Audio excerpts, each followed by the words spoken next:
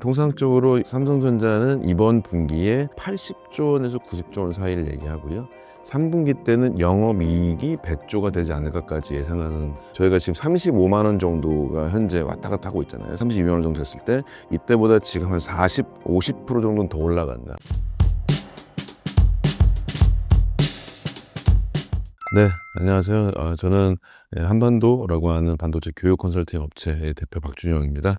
삼성전자에서 10년 정도 엔지니어와 인사팀에서 근무를 했고, 10년 정도는 반도체 업계에서 관련되어진 투자 컨설팅, 그 다음에 M&A, 관련된 교육들을 진행하고 있습니다. 반갑습니다. 시총 2,000조까지 갔던 삼성전자가 단기간에 큰 폭으로 빠졌습니다. 이번 주가 급락, 급등에 따른 자연스러운 조정인가요? 아니면 다른 이유가 있나요? 큰 폭을 빠졌다가 다시 이제 변동이 크다, 한마디로 이럴 것 같은데, 일단은 외부 요인이 가장 컸었습니다.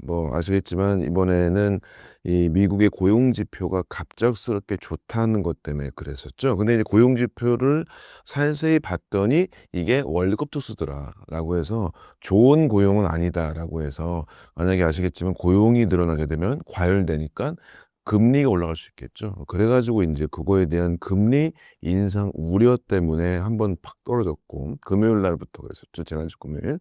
그런데 거기에다가 또 이 주말 동안에 이스라엘이 이란을 또 공습을 했었고요.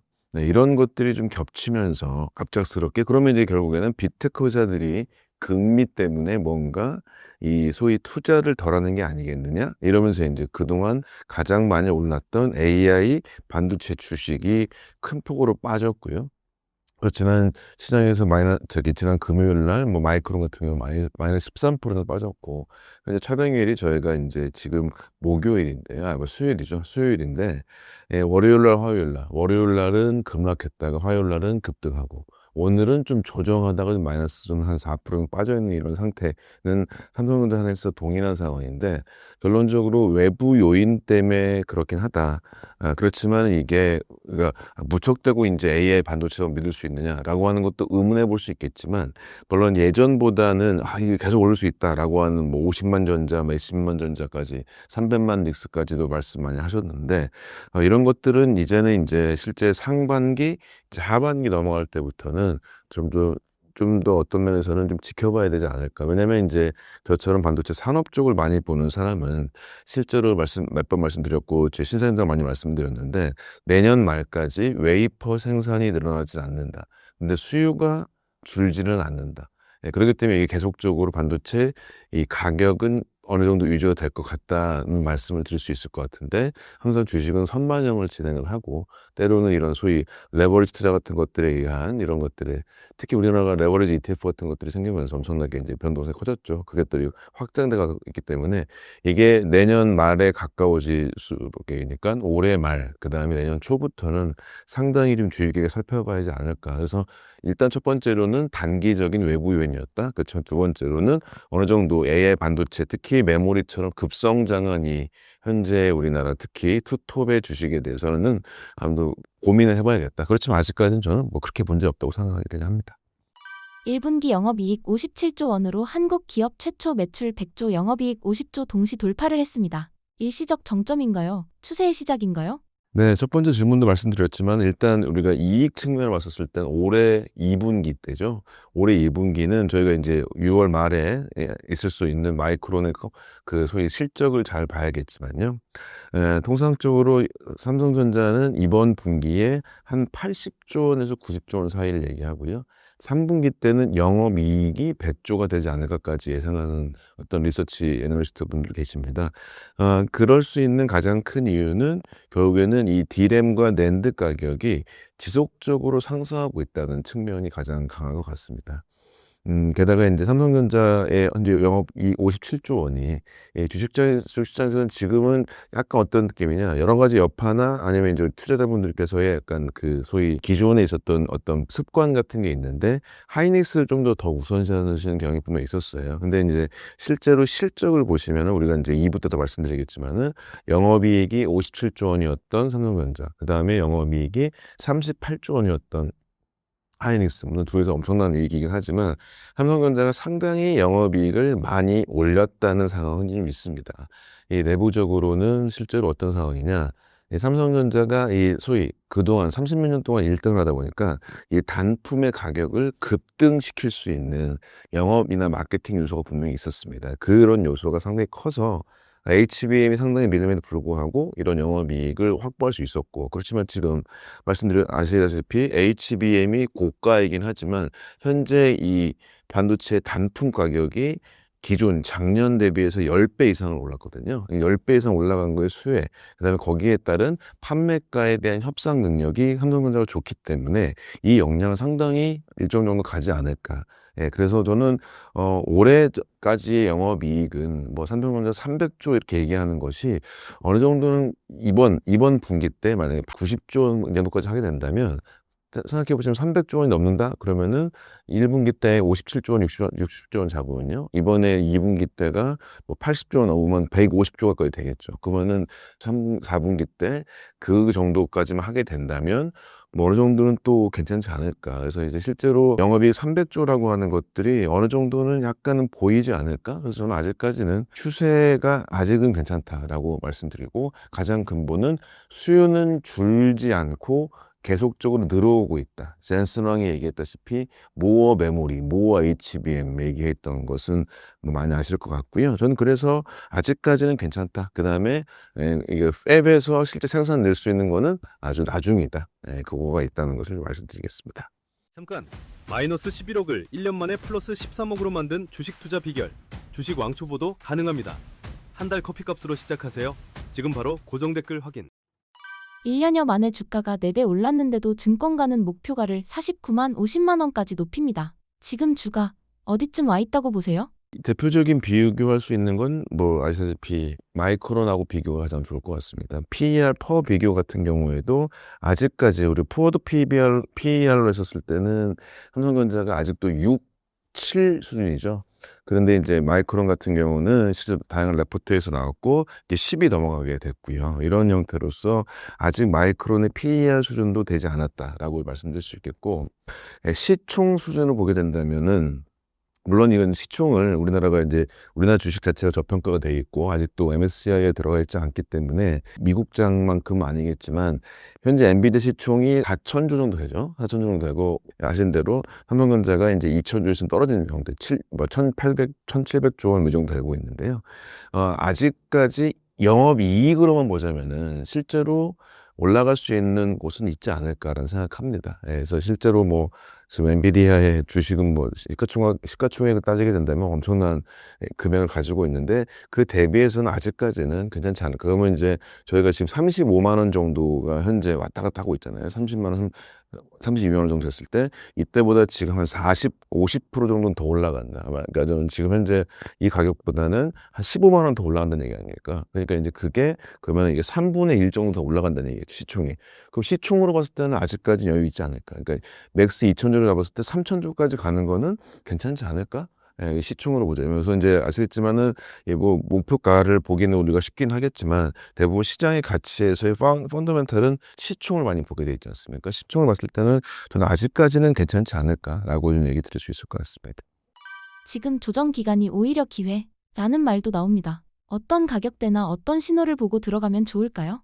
저는 그러니까 이 뭐 삼성전자를 포함한 이 투톱을 제외하고 다른 기업들이 가시적인 성과가 나올 수 있느냐라는 여부가 가장 궁금할 것 같습니다. 그래서 저희가 특히 지난주, 뭐 이번 주까지도 그랬었네. 젠슨 왕이 한국을 한번 휩쓸고 가서 모든 기업들이 들썩들썩거렸고, 물론 기대만으로 올해 초에 현대차 아틀라스 때문에 엄청 올랐던 거 기억하실 거고요. 다시 좀 조정이 있고, 그다음에 LG 쪽이 엄청 올랐죠.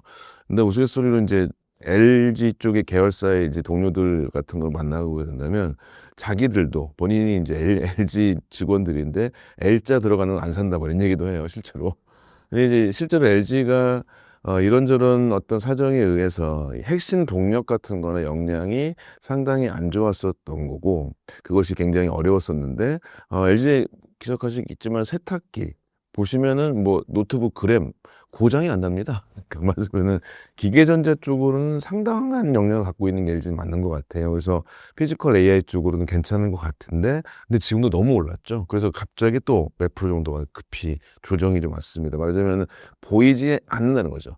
그러니까 이제 우리가 뭐 소위 우리가 주식은 미래를 보고 투자하는 게 맞고 그렇게 하겠지만 실제로 실적이 기대되지 않는 다른 코스피 종목들을 사는 게 맞느냐.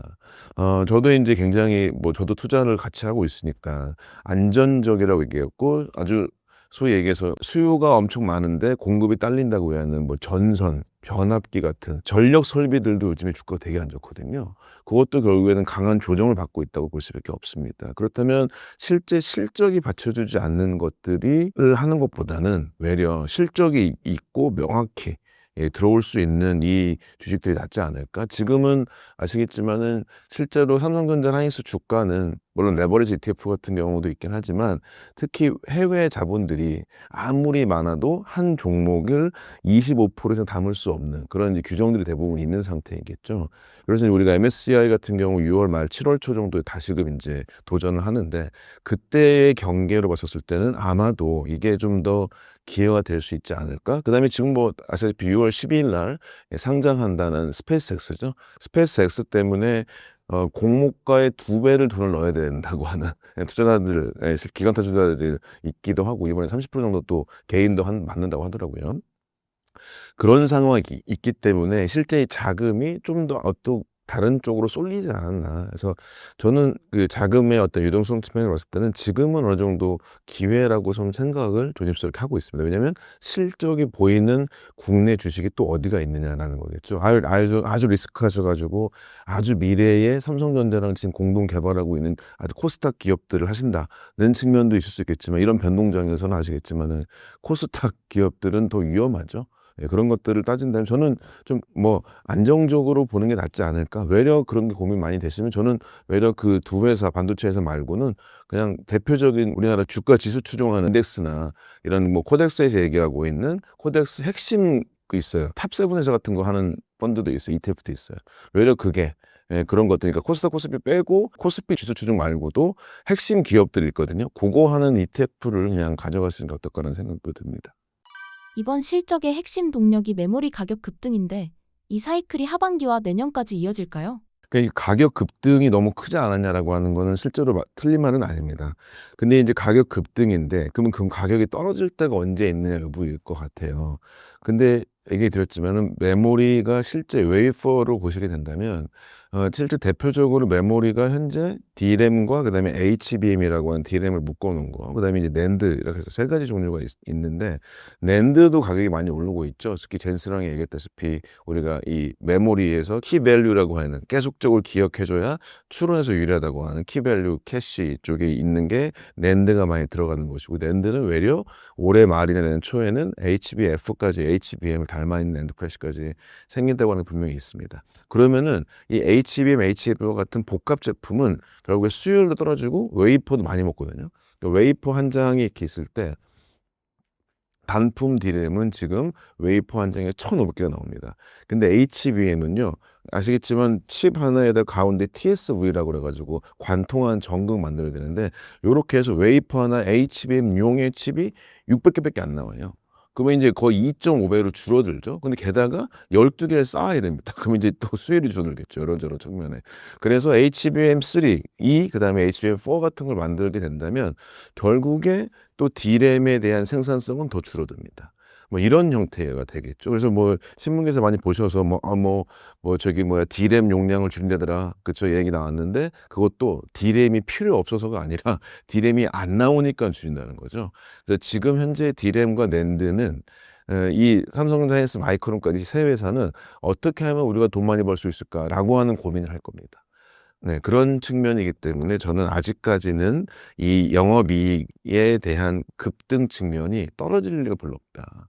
네, 물론 이 뭐 스팟 가격이라고 하는 것이 더 막 올라갈 수 있을까? 저는 그럴 수도 있다고 봅니다. 지금은요. 네, 계속적으로. 왜냐하면 얘기 드렸다시피 지금 뭐 베라 루빈 칩이다. 베라 CPU에 들어갈 수 있는 소캠이죠. 소캠이 바로 로우 파워라고 하는 LPDDR5X라고 하는 칩이 8개씩 꽂혀야 되거든요. 그럼 그 단품이 다 꽂히는 거거든요.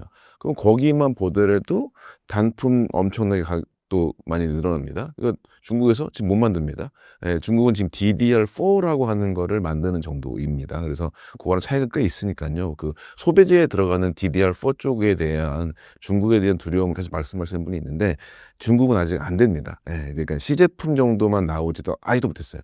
그런 건 조금 이제 실제 AI 사이클 상에서 물론 중국이 투자를 많이 한다고 얘기도 나오지만 사이클 상에서 현재 메모리 반도체 쪽은 이 3개 회사가 다 거의 과점적으로 진행하고 있다. 그래서 이런 것들이 저는 아직까지는 가격 급등의 요인들에서 가격을 떨어질 요인은 별로 없겠다. 그 다음에 뭐 아주 그냥 긍정적으로 보자면 아시겠지만은 내년도부터 뭐 가격이 혹시 떨어질 수 있느냐? 그러면 수요가 줄어들어야 가격이 떨어지겠죠. 근데 수요는 줄지 않는다. 공급이 늘어나게 되면 가격은 떨어질 수 있습니다. 근데 그렇지만 그게 양이 늘어나기 때문에 P 곱하기 Q가 일정 정도가 유지될 수도 있겠죠. 그렇기 때문에 업계에서는 내년 말까지의 이익이나 그 이후까지도 일정 정도는 괜찮지 않을까라고 얘기한다는 것을 좀 말씀드릴 수 있을 것 같습니다.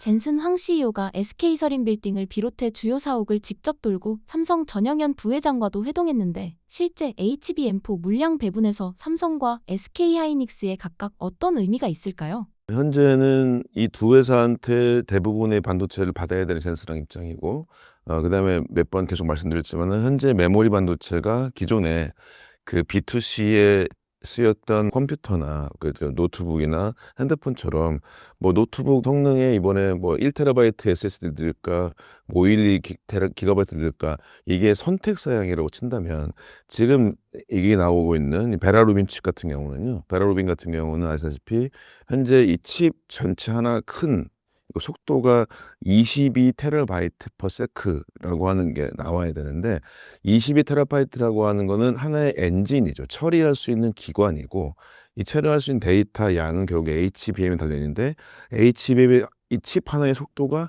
2.8이 안 나오게 되면 22가 만족이 안 됩니다. 2.8 곱하기 8개 해보시면 이게 22.4가 나오거든요. 그러니까 이게 HBM의 데이터가 1초에 들어올 수 있는 양, 그 양에 대해서 처리가 가능한 거지.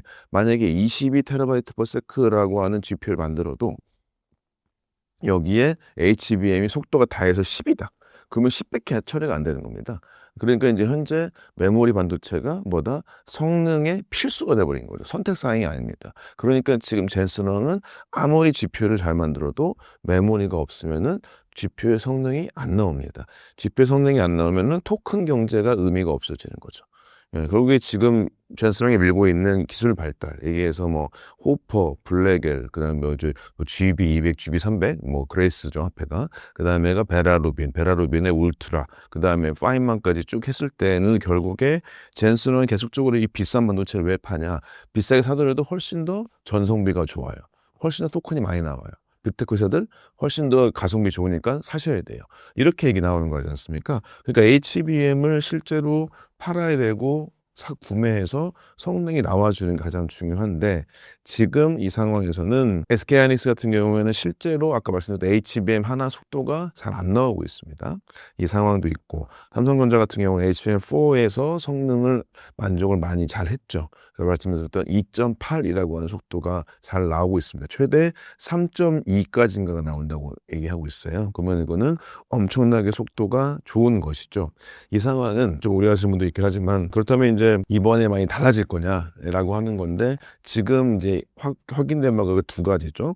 첫 번째 HBM4가 제대로 있는 삼성이니까 삼성이 하반기 때부터 HBM4를 제대로 물량을 만들어 달라라고 하는 게 진행된 것이고요.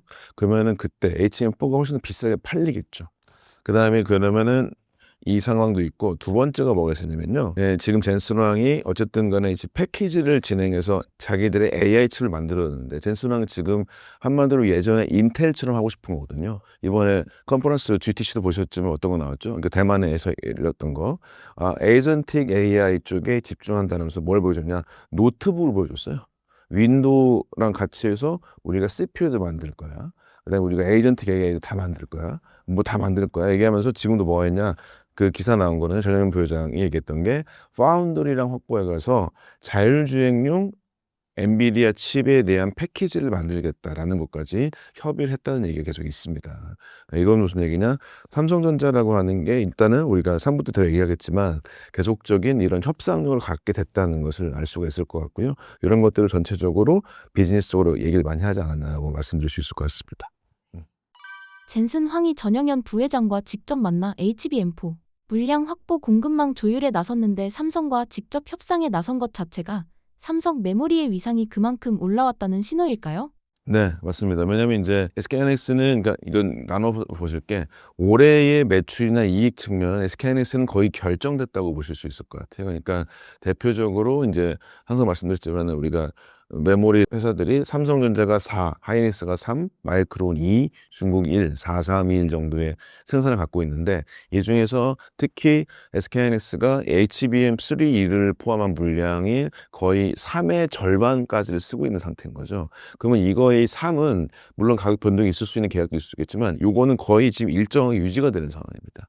근데 삼성전자의 멀티플이라고 할 수 있는 건 결국에는 기존의 4 중에서 거의 1 정도만 HBM 만들었던 건데 여기서 HBM4라고 하는 걸로 높여지게 되면 가격이 올라가겠죠.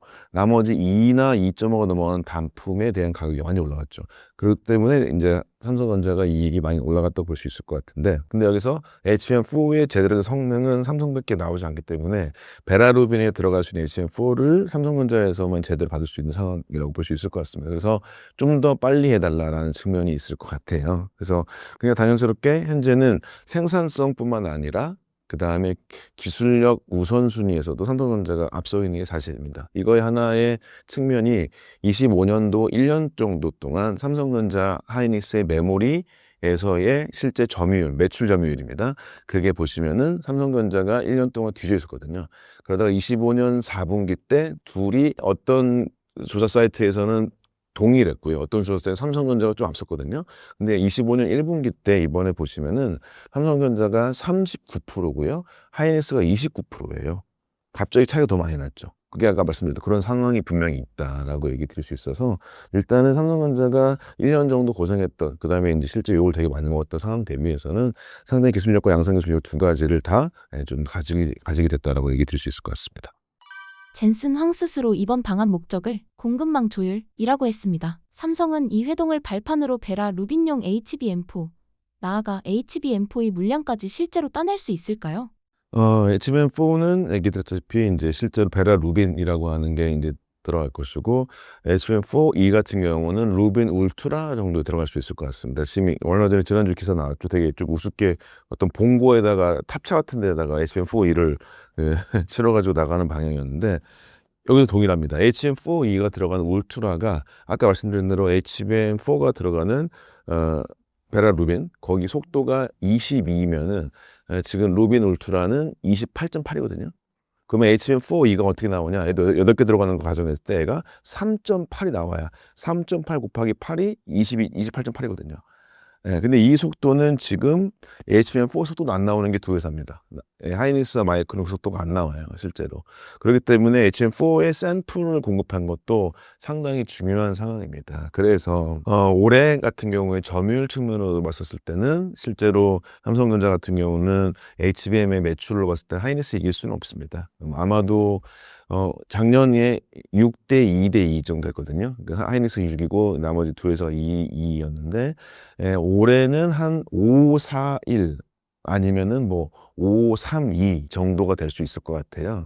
그러니까 말하자면 하이닉스는 독점을 빼앗기는 상황이라고 볼 수 있겠죠. 그래서 이제 그 정도 상황이다. 그래서 이제 공급망 조율의 측면도 있겠지만은 실제 HBM4E에 대해서 양산성 같은 경우나 실제 어느 정도까지 개발이 될 수 있느냐라고 하는 것을 좀 가져가지 않을까라고 볼 수 있을 것 같고, 이거는 확장하자면 단순히 HBM뿐만이 아닙니다. 지금 이제 젠슨왕이 밀고 있는 게 뭐죠? GPU뿐만 아니라 CPU도 우리가 다 먹을 거야.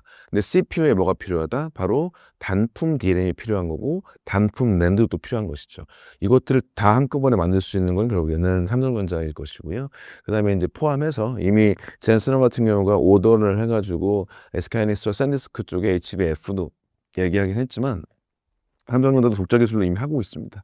그러니까 그런 것들을 생각해 보십시오. 이렇게 웨이퍼가 딱 있으면 웨이퍼가 있는데 기존에 GPU가 있고 HBM이 있고 HF가 이렇게 있죠. 그럼 요거가 현재 그 GPU가 커지면 이게 한 손바닥 정도 되게, 현재는 지금 하나가 80cm거든요. 8cm, 8cm예요. 80mm. 근데 지금 HB 더 커지면은 12cm, 외려 14cm까지 커진다는 얘기가 많이 있어요. 그러면 이거는 기본적으로 이만한 기판이 생겨나는 얘기거든요.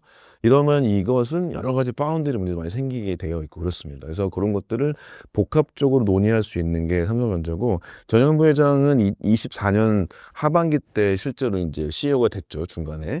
근데 그때는 되게 안 좋았었어요.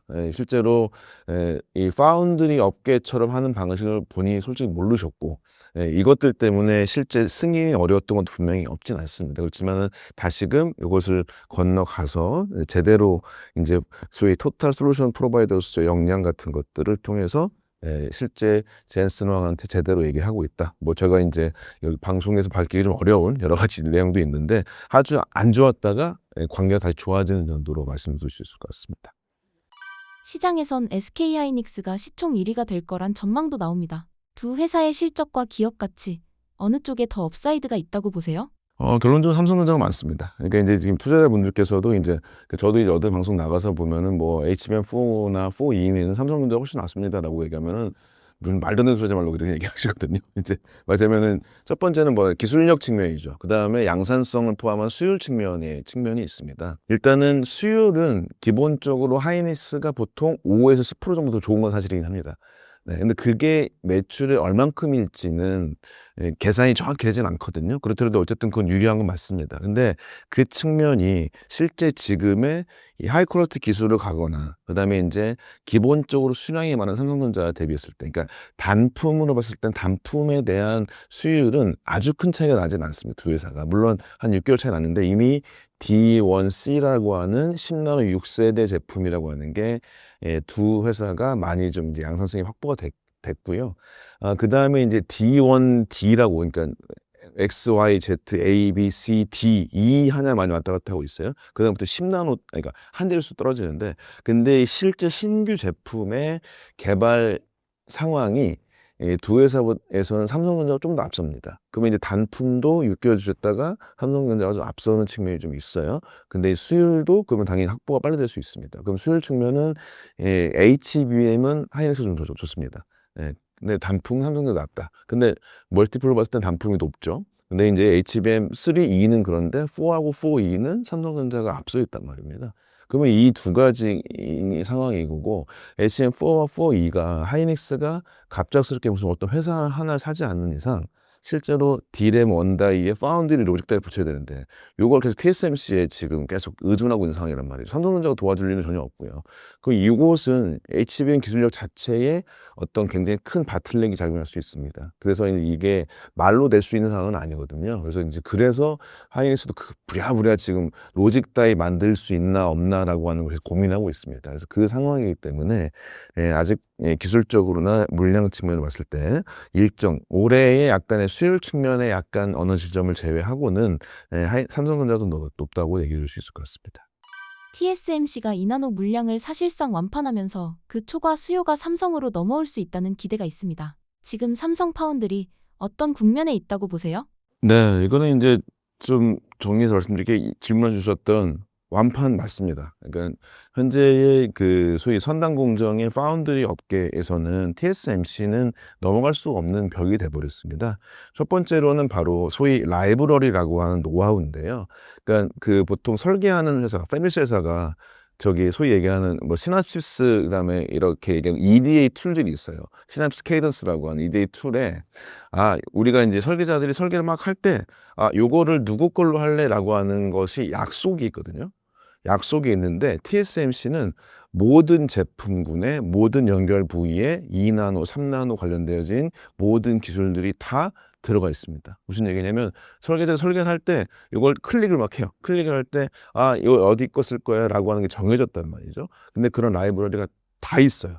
5만 가지 다 있습니다. 근데 삼성전자는 그것에 대한 노하우가 실제로 파운드리 비즈니스를 제대로 한 거는 10년 차가 됐네요. 2017년에 제대로 하기 시작했거든요. 그래서 그런 라이브러리를 아직도 만들어가고 있는 상황입니다. 그래서 일단 기본적으로 설계에 대한 노하우 같은 거나 기본 툴이 TSMC가 훨씬 더 좋습니다. 근데 이것만 주면 좋겠지만 결국에는 수율 문제라고 하는 거가 이제 넘사벽이에요. 이거는 삼성전자가 메모리 회사에서 파운드리 회사, 시스템 반도체 회사로 전환되는 상태였었던 거고, 그런데 뭐 몇 번 말씀드렸지만 메모리 수율보다는 시스템 반도체 수율이 훨씬 어렵습니다. 네, 메모리는 칩 자체를 만들 때 칩에다가 자기가 설계 생산을 같이 하니까 칩에 디펙이 딱 떨어져서 이걸 버리면 아깝잖아요. 그래서 칩에다가 좀 여유를 줘요. 설계해서. 예를 들면 3기가바이트면은 여기다가 3.0맷을 줍니다. 그러면 디펙이 딱 떨어져도 이걸 지워버리는 소위 리커버리 해주게 되면 애를 양품 바꿀 수 있거든요. 근데 TSMC는 그럴 수가 없어요. 칩도 훨씬 더 설계가 어렵기도 하고요. 그다음에 설계 회사가 TSMC의 분량까지 봐줄 필요는 없지 않습니까? 그래서 수율 확보가 훨씬 어려운데 근본적으로 수율 확보를 어떻게 하는지에 대한 라인 팹 내의 기술 체계가 너무나도 뛰어납니다. 그거는 이제 아주 오래된 10년 이상 차이가 나는 거라고 볼 수도 있어요.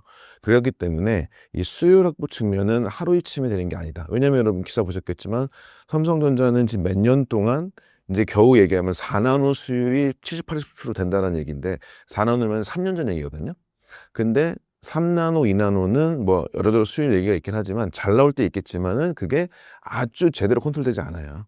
왜냐하면 그게 얘기됐다시피 이 라인의 팹이라고 하는 거는 전체 라인이 있으면 장비가 3,000대 들어가거든요. 3,000대가 들어가는 장비 한 대에 100원만 40개씩 울려 있어요. 그 다음에 장비 한 대에 얘네가 3,000대씩이 되는데 3,000대가 다 똑같이 뭔가 공정을 내려고 치면 장비 한 대가 부품 개수가 3만 개, ASML은 많은 건 6만 개가 넘거든요. 그럼 그것을 제대로 유지 보수할 수 있는 역량은 사람도 필요하고 시스템도 필요하고 되게 많이 필요합니다. 그런 것들이 굉장히 잘 돼 있다. 그거를 하루아침에 될 수 있는 상황은 아니라는 거겠죠. 그래서 일단은 TSMC가 꽉 차고 그 다음에 삼성전자의 노를 보고 있는데 좋은 건 뭐냐? 바로 AI 반도체 쪽이 나오기 시작하면서 피지컬 레이로 넘어가면서 시스템 반도체의 대상이 점점 늘어나는 거죠.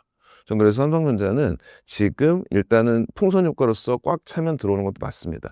근데 두 번째로 작년에 테슬라 수주를 받은 것처럼 TSMC가 신경 쓰지 않는 다른 분야들에 대한 새로운 AI, 에이전틱 AI, 피지컬 AI 쪽에 대한 그런 마켓에는 좀 더 기회가 있지 않을까. 그래서 마켓 자체가 늘어나기 때문에 저한테 삼성 파운드리는 TSMC만큼의 설계와 양산 기술력은 없긴 하지만 그렇더라도 기회가 새롭게 있지 않을까라고 말씀드릴 수 있을 것 같습니다. 가동률은 80%를 넘었고 2나노 수율도 빠르게 올라오고 있습니다. 다만 양산 기준선까지는 더 가야 한다는 평가도 있는데 지금 수율 수준을 어떻게 보십니까? 그러니까 수율은 뭐 왔다 갔다 하는데 일단은 나눠보실 게 지금 삼성전자의 메인 프로덕트나 이익을 그다음 할 수 있는 거는 4나노 쪽의 수율 괜찮습니다. 그래서 그 가동률은 굉장히 잘 되고 있고 그거는 이제 뭐 삼성전자 내부적으로는 실제 뭐 성과금 이슈 같은 게 있어가지고 적자 사업부들 돈 안 주고 뭐 이런 것도 있거든요. 근데 그게 이유는 4나노 로직 다이를 만들 수 있는 아까 말씀드렸던 HBM이 있죠. 그 로직 다이를 굉장히 싸게 넘긴 거죠. 그래서 이제 그런 손실을 파운드에서 얻어온 것도 분명히 있습니다. 그래서 그런 것도 많이 조정 필요한데 수율로 돌아가서 말씀을 드리면은 일단 3나노, 2나노 수율은 TSMC보단 보통 한 20% 정도 낮은 게 사실인 것 같습니다. 평균 15% 정도 낮은 것 같아요. 근데 그것은 얘기했다시피 뭐 하루아침에 되는 문제는 절대 아닙니다. 그 다음에 그건 있죠. TSMC 같은 경우에는 워낙에 큰 메이커 물량이잖아요. 맞으면 이 전체 팹이 다 엔비디아 거야. 전체 팹이 애플 거야. 이렇게 하면 제일 좋겠죠. 근데 삼성전자는 좀 무리하게 해서 선단 2나노, 3나노 팹이라고 하는 것을 수율이 안 올라가는데 삼성의 DX, 갤럭시 쪽에 많이 집중을 했죠. 근데 그거 하나 제외하고는 얘네들이 물량이 크지 않은 것들이 막 이것저것 있지 않습니까? 그런 팹 하나 내에서 할 수 있는 물량이 다 다르기 때문에 설비 유지 보수나 수율 확보가 좀 더 어려운 측면이 있습니다. 그래서 삼성전자는 일단 수율은 계속 올려야죠. 계속 올려야겠지만 큰 커스터머들을 받는 게 굉장히 중요하겠다라고 볼 수 있을 것 같습니다. 그래서 아직까지 4나노는 좀 안정화돼 있다. 그게 주로 캐시카우가 되는데 요것의 많은 물량을 로직, HBM 로직 칩에 뺏기고 있다. 근데 이제 그거를 돈을 제대로 못 받는다. 이것도 얘기가 있고 나머지 3나노, 2나노는 계속 올려가고 있긴 하지만 TSMC보다는 아직까지 회복이 쉽지는 않다. 이것은 그냥 어떤 면에서 보시면은 투자하실 때 뭐 어떤 뭐 패널 분들이 얘기했을 때는 뭐 삼성전자 수율이 이제 다 됐다 뭐 이런 얘기 하시는데 안 됩니다. 실제로 어렵고요. 그거는 이제 실제로 투자를 더 하고 엔지니어들 더 기술력을 더 쌓을 수 있도록 기회를 주고 더 많은 커스터머들을 확보를 해서 수요를 계속적으로 올려야 되는 어떤 상황인 거지. TSMC하고 차이가 많이 난다라고 말씀드리겠습니다. 점유율은 회복돼도 실제 이익으로 이어지려면 수율이 더 올라야 한다는 지적이 많습니다. 흑자 전환 시점, 현실적으로 언제쯤으로 보세요? 아마도 4분기가 될 것 같습니다. 3분기 때도 봐야겠는데요. 3분기 때는 실제로 이제 그럴 수 있는 이유는 결국으로 봤을 때는 이 4나노 쪽에 대한 어떤 물량이 확보가 되고 그게 이제 수율이 높기 때문에 양품이 높으니까 원가가 떨어지겠죠. 그런 측면이 있고 4분기 때로 보는 이유는 뭐 로직 다이 칩이 그쪽이 가장 이유가 있을 것 같습니다. 나머지 쪽은 실제로 2나노 쪽을 수율 확보가 좀 어려운 그래서 만들었던 이런 쪽이 있어서 확보가 좀 어려운 측면이 있고 그다음에 이제 미국 테일러 쪽이죠. 아까 얘기 드렸던 테슬라 쪽입니다. 테슬라 쪽에서 진행되어지는 칩을 만들 때 근데 그쪽도 계약서상 어떤 마케팅 정도였지 아주 많은 이익을 맞게는 안 돼 있던 것 같습니다. 그래서 빠르면 아주 빠르면 3분기가 될 수도 있겠지만 대부분 한 4분기 정도 되지 않을까. 근데 이제 거기서 되게 중요한 거는 아까 말씀드린 전공정의 3나노 2나노로 말씀드렸지만 실제 패키지 쪽이 정말 중요합니다. 아까 말씀드렸다시피 지금 젠슨 왕도 전영은 부회장이 얘기했었을 때 우리가 자기들의 자율주행 칩을 만들 때 패키지를 맡긴다 이런 측면도 말씀드렸지 않습니까? 이런 것들이 확보된다고 한다는 건 결국에는 삼성전자하고 TSMC가 유일하게 하는 게 어드밴스 패키지라고 합니다. 그래서 TSMC는 코어스라고 얘기하죠. 4부터 제가 말씀드리겠지만 칩, 웨이퍼, 서브스트레이트라고 하는 이 3층을 만드는 기술인데 삼성전자는 i큐브라고 합니다. 그거를 i큐브 S, i큐브 R 뭐 이런 게 있거든요. 그러니까 말하자면 고성능 패키지 겁니다. 이쪽이 같이 돼야 돈을 잘 벌게 돼 있거든요. 그런 것들에 대한 투자가 같이 진행이 되어야 좀 더 기술력이 확보되지 않을까라고 얘기 드릴 수 있어서 하여튼 한 4분기 목표지 않을까 생각하고 있습니다. 삼성은 메모리 파운드리 기판을 함께 가진 종합 반도체 기업입니다. 이 조합이 TSMC가 따라오기 어려운 차별점이 될 수 있을까요? 네, 결국에 메모리 때문에 그렇습니다. 다른 것들은 파운드리는 워낙에 전공정 파운드리겠죠. 이게 워낙에 TSMC가 앞서 있고 후공정 쪽도 이제 엄청나게 어드밴스드도 앞서 있고. 그러니까 지금 전체 빅테크 회사의 모든 물량의 가장 바틀렉은 결국에 TSMC의 파운드리 패키지에 있는 코어스의 물량입니다. 결국에 거기에 물량이 확보가 되면은 양산이 늘어나는 거겠죠. 이런 상황이라고 말씀드릴 수 있겠고. 그래서 근데 이제 지금 특히 AI 반도체 시대 때 메모리가 파운드리화 되고 있는 상황이 많습니다. 많이 보셨던 HBM도 그렇기도 하고요. 지금 삼성도 워낙에 돈을 잘 벌기 때문에 마케팅 인력들에서 상품 기획들을 되게 늘리고 있어요. 그래서 회사들 만나가지고 메모리를 활용해서 다양하게 최적화될 수 있는 여러 가지 칩들을 만들고 있습니다. 그래서 그런 것들이 확보가 되는데 이건 지금 굉장히 중요한 순간입니다. 왜냐면은 뭐 단순히 삼성을 떠나는 게 아니라 메모리가 지금의 성능에 되게 중요한데 메모리하고 파운드리를 합쳐서 토탈 솔루션을 만들 수 있는 회사가 거꾸로 보시면 하이닉스 보시면 어떻게 되죠? 메모리밖에 안 되거든요. 그럼 메모리가 그냥 하나의 부품 취급받을 가능성이 높습니다. 그러면 거기서 예를 들었던 로직 다이라고 하거나 연결 부위를 이게 메모리가 만들어 줄 거냐 시스템 반도체주 만들어 줄 거냐 이게 지금 약간의 결투 상황이거든요. 내년도부터 나와질 수 있는 소위 ASIC 반도체죠. 그러니까 엔비디아나 AMD가 만들어주는 정해진 GPU 말고 뭐 구글의 TPU, 다른 회사의 NPU 이런 것들이 다 거기에는 이 메모리 반도체랑 연결 부위가 만들어집니다. 그래서 그 커스텀 메모리 만들어줄 때 커스텀 메모리에 연결 부위까지 다 만들 수 있는 회사냐 아니냐 뭐 굉장히 중요하고요. 그것은 지금 이 조합에서 근본적으로 삼성전자가 좀 더 앞서 나갈 수 있는 게 되냐 아니면 TSMC가 여전히 TSMC 내부에서 그러니까 TSMC가 부처님 손바닥에 든 거고 안에 놓을 거냐 이 여부는 굉장히 중요해서 이건 보통 2027년 이 정도 전후로 가면서 상당히 변화가 있을 수 있을 것 같습니다. 네. 삼성이 TSMC의 대항마가 될 수 있느냐는 질문이 늘 따라붙습니다. 정면 경쟁 상대인지 아니면 TSMC가 꽉 찼을 때의 보완제 위치인지 어떻게 보세요? 일단은 후자 보완제 위치는 실제로 맞고요. 저는 첫 번째도 말씀드렸지만은 경쟁할 필요는 별로 없다. 다른 세계가 있다는 것이죠. 그러니까 우리가 TSMC라는 회사도 갑작스럽게 언제 돈을 많이 벌게 됐느냐. 미디어텍이라고 하는 그 대만의 작은 회사, 그러니까 중저가 제품을 설계하는 회사랑 받았던 거 대비해서 결국에는 애플폰 걸 받으면서 이제 엄청나게 커졌습니다.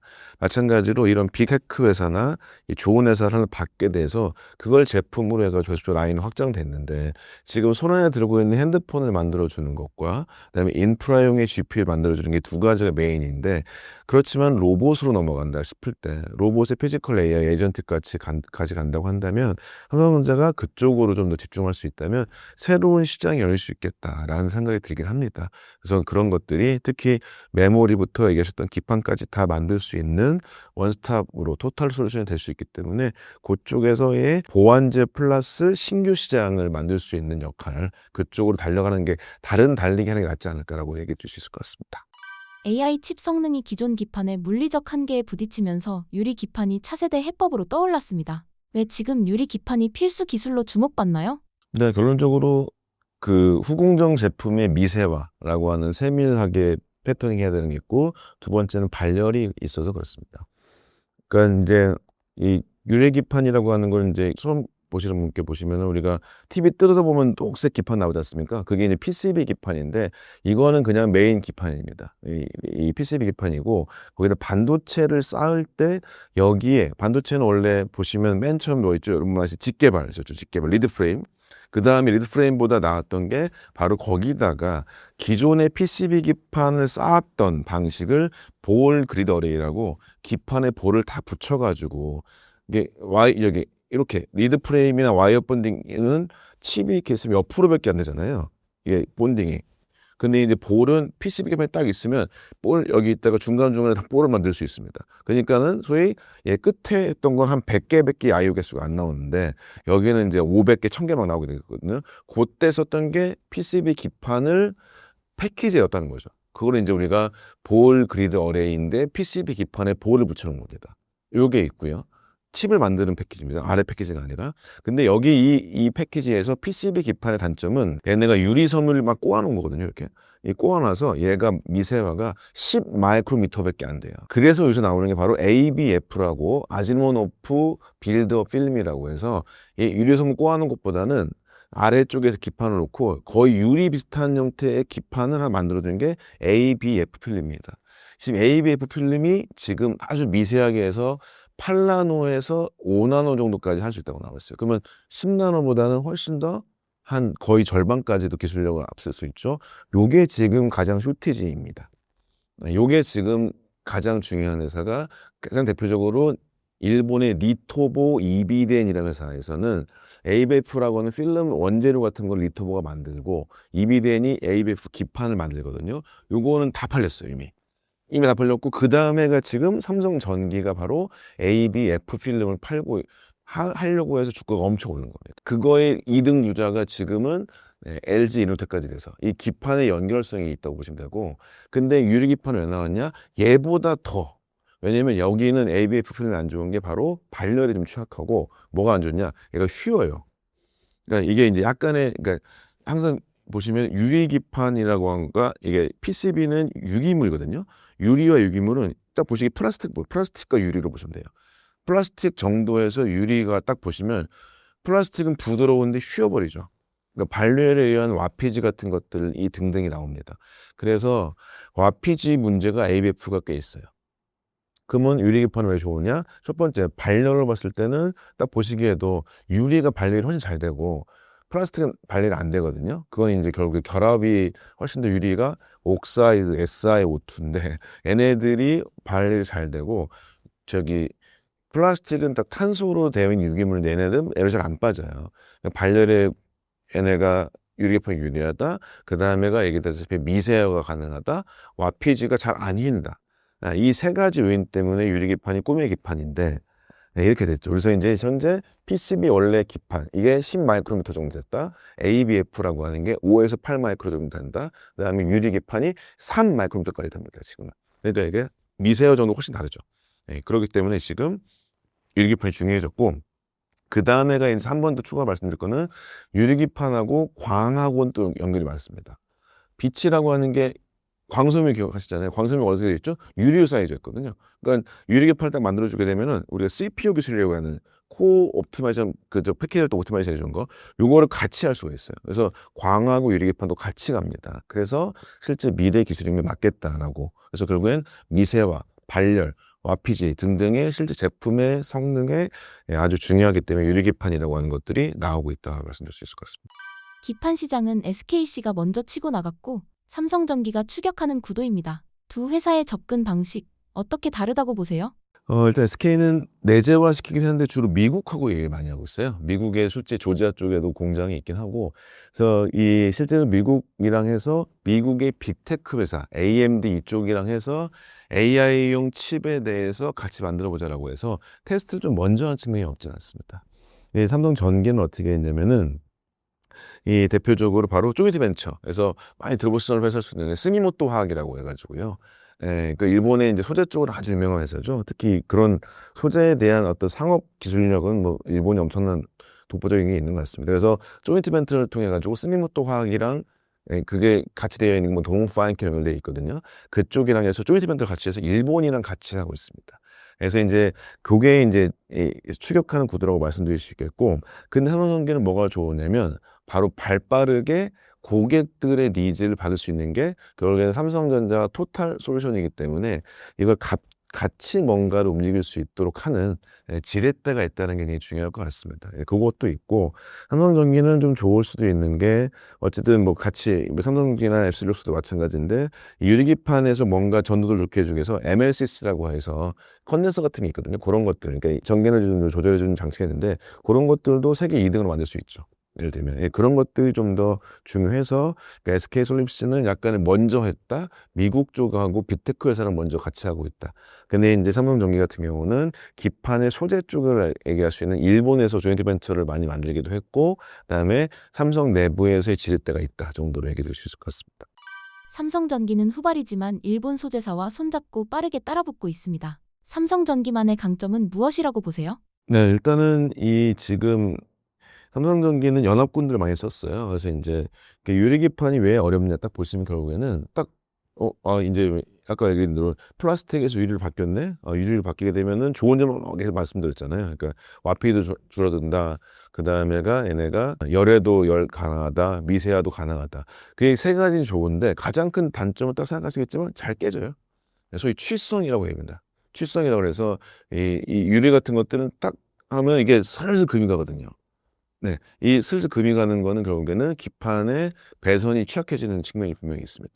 두 번째로, 당연히 얘가 이 유리기판에서 깔끔하게 깎일 수 있긴 한데, 그 취성 때문에 나올 수 있는 가공 능력, 그래서 그 TGV죠. 스루 실리콘 그 글라스 쪽 해가지고 스루 글래스 비아죠. 그러니까 그 비아를 뚫을 때 결국 여기다 구리를 넣어야 되거든요. 근데 구리를 넣는 게 기존의 딴 데에서는 도금으로 쉽게 넣을 수 있는데 도금해주게 되면 애가 물질 성질 때문에 잘 안 붙어요. 떨어져 나가버리고 열만 줄어들게 되면 이 구리의 성능 때문에 구리가 어디 나가버리고 되거든요. 이런 측면이 이 단점이 있기 때문에 결국에 가공 능력의 차이가 분명히 좀 있습니다. 그래서 아직까지도 상용화가 되기도 어려운 이유가 다양한 물질적 변이나 이다음에 이제 실제 유리같이 쓰면서도 유리가 안 깨지게 하는 기술, 말도 안 되는 기술이긴 한데 그런 것들을 만드는데 삼성전기는 유관된 협력사와 장비사들이랑 얼라이먼트가 좀 많이 잘 되어 있습니다. 그래서 그런 것들이 현재 좀 강점이라고 볼 수 있겠고, 업계에서 이렇게 얘기하더라고요. 그러니까 유리기판 쪽을 집중해서 그렇게 하는데 지금은 이제 ABF 필름이라고 하는 게 실제 상용화가 많이 돼서 이쪽이 쇼티지가 많이 난 거고요. 유리기판은 상용화가 2028년 정도를 잡고 있습니다. 원래는 뭐 예를 들면 SK솔리미스 같은 경우, 앱솔루스 같은 경우에는 올해 한다고 그랬었는데 올해는 좀 많이 어려워졌고요. 실제로 그런 나머지 얘기됐던 이걸 뚫는 기술, 그다음에 금속을 바르는 기술, 깨지지 않게 하는 기술 등등 여러 가지 것들이 포함되어서 2018년으로 잡는데, 그런데 여기가 삼성전기가 결국에는 다른 데보다는 훨씬 더 이 빅테크의 수주를 받을 수 있는 어떤 서비스 능력들을 엄청나게 발빠르게 대응할 수 있다고 얘기합니다. 그래서 이제 첫 번째 ABF 필름을 만들 때도 이비덴, 니토버라는 회사, 그 회사들 걸 다 샀는데 이 회사 어떤 느낌이냐면 고객사 말을 안 들어줘요. 그건 모르겠고 우리는 그냥 이거 팔고 말지 뭐 알아서 하세요. 근데 이거는 일본에서도 대부분 그렇습니다. 그러니까 우리나라가 대부분 소부장에서 일본보다 좋은 건 뭐냐면 서비스 정신, 그 다음에 좀 더 그러니까 가격은 훨씬 더 일본기 비싸고 품질 좋은데 가격은 적당한데 고객 맞춤형의 클라이언트 서비스 되게 잘 돼 있거든요, 실제로. 예, 그렇게 우당탕당 맞춰가지고 하는 것들 잘하는 편이긴 합니다. 전기 강점이고 그게 ABF에서도 좋아지는 거로 보실 수 있고 그게 바로 유리기판도 동일한 상황인 것 같습니다. 그래서 이제 빅테크의 소위 에이직으로 되게 된다면 생각하시겠지만은 뭐 엔비디아 GPU 이런 거 말고 에이직 반도체야, 주문형 반도체다. 삼성전자한테 수주가 들어왔다. 그러면은 삼성 전기 말고는 그것을 제대로 유리기판 만들 수는 없을 수도 있습니다. 예, 그런 것들이 예, 발빠르게 대응하는 것들이 좋지 않을까라고 말씀드릴 수 있겠습니다. 결국 승부는 양산 수율에서 갈린다는 분석이 많습니다. 전 세계적으로 대규모 양산 사례가 없는데 누가 먼저 안정적 수율을 확보할까요? 근데 이게 누가 먼저 하면 되게 중요할 수 있을 것 같습니다. 그러니까 그게 어떤 두 회사 아니면 이제 특히 여기는 빠져 있긴 하지만 유리기판, 기판 쪽 계속 하고 있는 거는 여전히 일본 회사도 있고요. 저기 대만 쪽에 유니마이크론이라는 회사도 있기도 하고 이게 전 세계에서도 꽤나 열심히 하고 있는 상황이긴 합니다. 일단은 기본적으로 기술력은 SK 앱솔루스가 좀 더 앞서 있다는 얘기가 좀 더 많이 있습니다. 네, 그렇게 있고 근데 그게 양산 수율 얼마큼 될지라고 하는 여부도 아직까지 확인은 좀 되지는 않는 것 같아요. 그게 이제 실제로 뭐 어떤 면에서 이제 반도체로 예전을 보자면 하이닉스가 양산 수율이 갑자기 좋아졌고 삼성전자 안 좋아졌던 거 이런 것처럼 또 뒤바뀔 수도 있고 막 이렇습니다. 그래서 아직까지 가늠은 잘 안 되는 것 같아요. 그래서 그런 것들은 현재 기술적 측면에서는 좀 더 앱솔루스가 앞서 있는 건 맞는 것 같은데 예, 전기가 또 어떻게 다가갈지. 왜냐면 이제 이거 동일합니다. 예, 실제로 삼성전자 같은 경우에가 2013년에 패키지를 만들 때 웨이퍼럴 패키지 같은 거 만들 때도 삼성전자랑 삼성전기랑 같은 독립 조인트 벤처처럼 만들어 가지고 공정을 진행했거든요. 말하자면은 반도체 공정이랑 유사한 점이 많이 있습니다, 실제로. 예, 그 옥사이드를 애치한다는 느낌이기 때문에요. 그런 측면에서의 기술력은 좀 더 반도체 공정에서 있었던 노하우까지 포함된다고 한다면은 뭐 삼성전자에 연결될 삼성전기도 나쁘지 않다라고 생각합니다. 그래서 아직까지 확답은 말씀드리기 어려울 것 같습니다. 투자자 관점에서 유리 기판은 언제쯤 실적으로 확인될까요? 지금 미리 주목해야 할 국면인가요? 아니면 좀 더 기다려야 할까요? 이 유리기판을 통상 2023년 정도로 그때 시작이 됐고 보통 상용화가 한 5년 정도 잡는다고 보실 수 있을 것 같습니다. 그래서 저는 투자로 봤을 때는 기판에 따른 리스는 한 내년 정도, 내년 초부터이지 않을까 생각해요. 그래서 외려 지금 쇼티지는 가장 큰 거는 아까 말씀드렸다시피 ABF라고 아즈모노프 필름 이쪽에서 나오는 것을 누가 더 만들 수 있고 생산을 높일 수 있느냐. 쉽게 생산이 잘 안 늘어납니다. 그래서 거기에 쇼티지 측면이 굉장히 강하고요. 그래서 그거랑 연결해서 지으시면 좋을 것 같습니다. 그래서 일단 ABF라고 하는 거는 투자로 봤을 때는 일본 소재사입니다. 거기가 이제 아주 메인이 될 수 있을 것 같고요. 그 다음에가 이미 너무 주가가 많이 올랐지만은 삼성 전기가 있고 그 다음에가 LG 이노텍도 있기도 하죠. 그래서 이 현재 되어 있고 이렇게 해서 일본과 국내 기업들이 있다고 말씀드릴 수 있겠고 기판 측면에서는 뭐 계속적으로 확인해 보실 거는 예를 들면 TGV 기술에 대해서 정확히 확보가 됐다든지 네, 이런 것들에 대한 좀 더 레포트나 이런 것들을 보시게 이후에 투자하셔도 되지 않을까 생각합니다. 왜냐하면 지금 기판으로 보자면은 지금 제가 알기로는 SKC가 상장이 돼 있나 저도 잘 모르겠거든요. 그래서 그쪽에서 한번 확인해서 이 SKC라고 하는 단독 회사의 그 기술을 하나가 얼만큼 양산수 갖고 있을지는 아직까지 좀 미지수인 것 같고, 그래서 좀 기판하고 연결성이 높았던 그다음에 이쪽 일을 계속 했었던 기업들이 좀 더 유리한 측면이 없지 않겠다라고 말씀을 드릴 수 있을 것 같습니다. 신사임당 시청자분들을 위한 한마디 부탁드릴게요. 네, 4부까지 해서 반도체나 기판, 그다음에 여러 가지 것들을 말씀을 드렸습니다. 뭐 굉장히 변동성이 높은 상황이긴 한 것 같은데 아직까지는 반도체 쪽에 대해서는 여전히 여력이 있지 않을까 생각을 좀 드렸습니다. 그래서 반도체 쪽에 저는 이제 20년 넘게 일하고 있는데요. 저희 유튜브 한번도 채널도 많이 좀 사랑 부탁드리고 신사임당에서 많은 정보도 얻어가시면 좋을 것 같습니다. 감사합니다.